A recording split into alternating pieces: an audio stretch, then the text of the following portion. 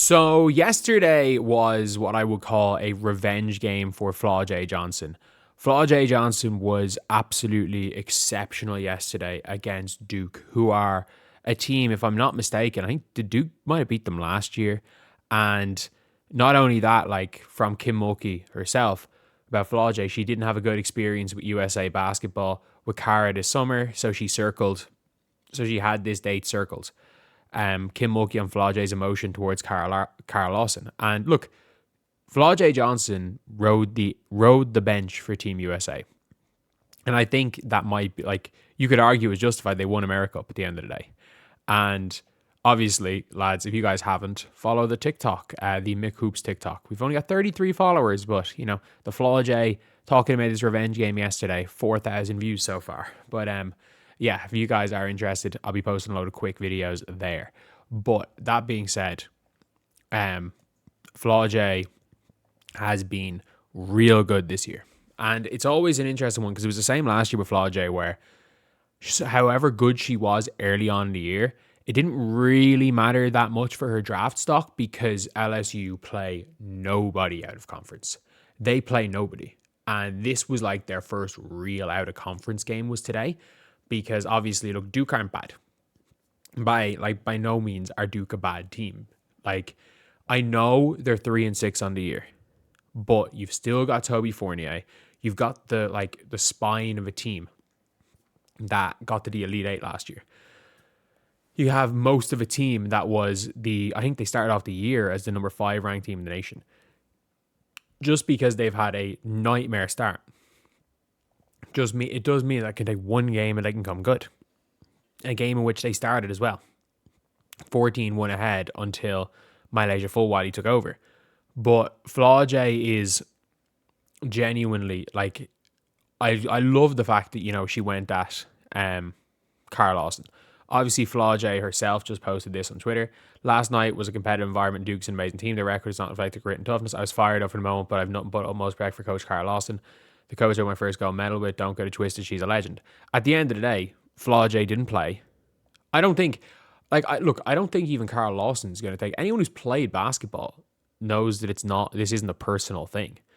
Knows that, like, if you are a coach and you didn't play a player, that player is going to want to destroy you. Just like Jason Tatum, realistically, is going to have it out for the Warriors every single time because Steve Kerr didn't play him for Team USA. That's fine.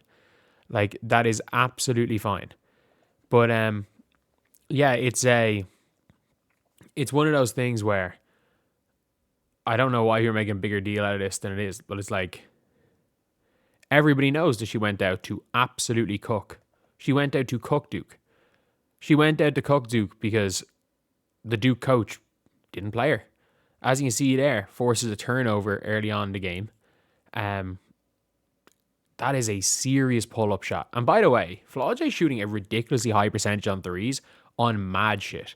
Like, she's not even shooting catch and shoot threes. She's literally shooting, like, sidestep pull-up fadeaways.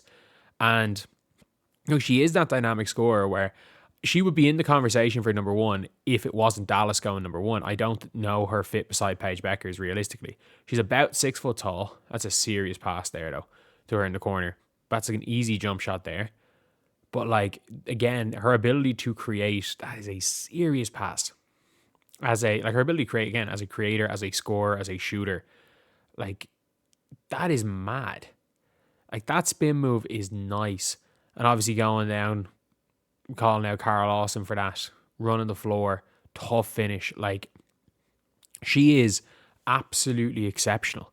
And if we're talking about players in this year's upcoming draft, like, I said it when we're talking about the number 1 pick of the draft, and I've always said that I felt that Flau'Jae, the reason why Flau'Jae is not in this conversation is because it's Dallas. I think Flau'Jae, there's a good chance, like, if Flau'Jae and Lazy Foot entered the 2024 or 2025 WNBA draft, Flau'Jae was going ahead of AZ. It is what it is. And there is a world where, like, look, I don't think there's a world where the Dallas Wings draft Flau'Jae Johnson. I don't think there's a point for the Dallas Wings drafting Flau'Jae. I don't think that'll happen. But there is a world where the Dallas Wings trade down to 2 and Minnesota just say, you know what? We can go get a point guard in free agency. we're happy with court, we want Flau'Jae Johnson.